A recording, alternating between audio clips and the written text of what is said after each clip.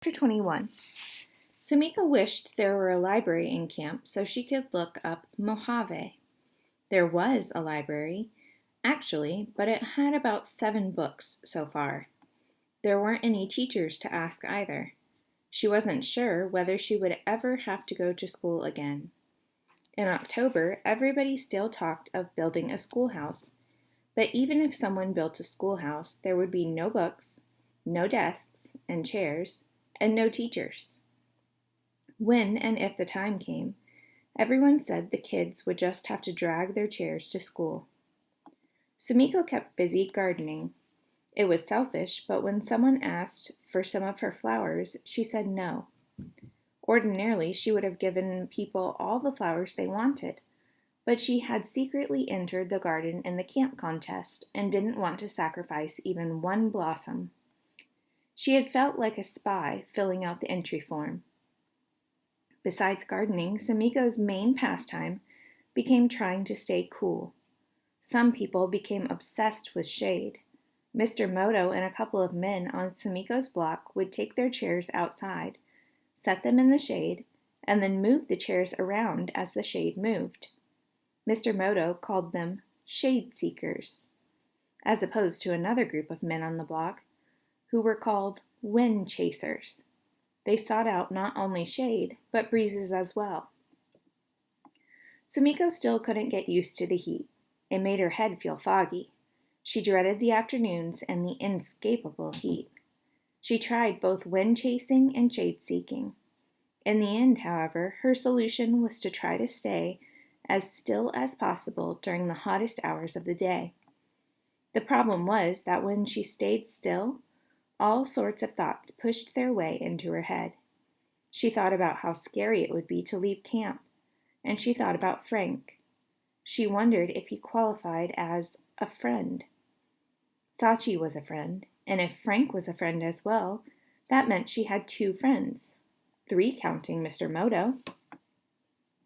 Friendship was really different from the way she had envisioned it all these years. It seemed a lot more complicated. She'd thought friends just hung around together and held the same opinions on just about everything. 2 days after she'd last seen Frank there, Sumiko returned to the same bean tunnel. When she got there, it had been cut down, but Frank called out to her from somewhere else. She saw him stand up, waving from some brush in the distance. She walked over and handed him his ice. He didn't say a word as he slurped at it. She had also brought a piece of snake Mr. Moto had cooked and salted. When Frank finished the ice, he said, "What is that?" "I brought you some salted snake to eat." He reared back a bit. "I can't eat snake." "How come? It's good." She was still holding the meat between her fingers. She felt insulted. Frank spoke patiently as if to a child. "Mojave believed that some animals, maybe some of our ancestors, come to visit us, so we can't exactly eat them." "What about cows?" "That's ridiculous. What ancestor would come back as a cow?" "Well, I don't know. Maybe a fat ancestor?" "I don't have any fat ancestors." They sat quietly for a moment. It felt awkward. "Why aren't you watching your brother?" he asked. "He's out somewhere." "Do your parents watch him?" Sumiko didn't know who was watching him. There were only Japanese around, so who would hurt him? "My parents died in a car crash." He seemed genuinely disturbed to hear that. "I'm sorry." "I was just a little girl," she said. She was pleased with how that had come out. It had sounded rather worldly. "And now you're—" He seemed amused. She couldn't tell if he was trying to insult her. "Now I'm a big girl, of course." "Sensitive," he muttered. "Well, what about you?" she asked. "What do your parents do?" "My mother is a tribal secretary." He turned away from her. "My father is gone." "Gone dead or gone away?" He looked at the ground. "The first." "I'm sorry." He paused.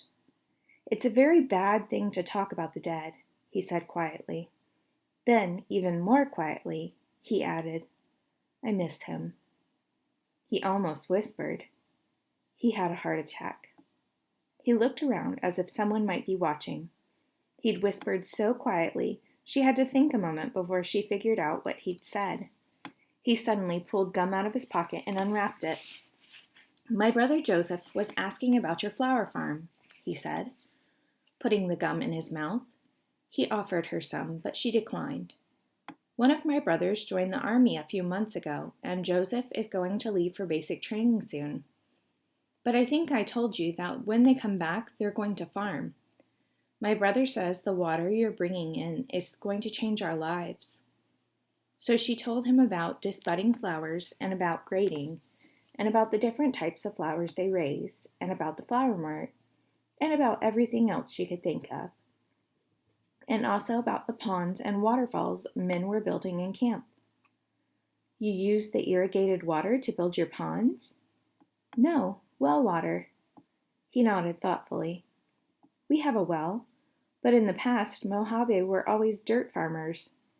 There's a little irrigation on the reservation, but not much. Did you irrigate your flower farm?" "Uh-huh. We used ditch irrigation. We didn't even use turnouts. It was very simple." "What's a turnout?" "That's the little thingamajig that lets water onto the field from the main ditch." He looked at her intently, as if memorizing what she said. "Who set up the irrigation?" "Mostly Bull, but Ichiro and Uncle helped." "Is Bull at your home now?" "He's laying concrete today."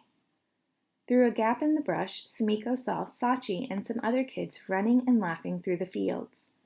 A man yelled out to them, "Hey, be careful there! This isn't a playground!" They didn't listen to the man, just kept running. "Nobody listens anymore," Sumiko said.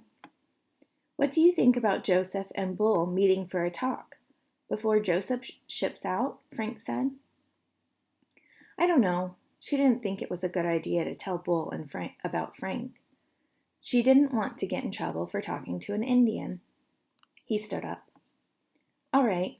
I have to go pick up my baby sister at my mother's friend's house. You think about it, though."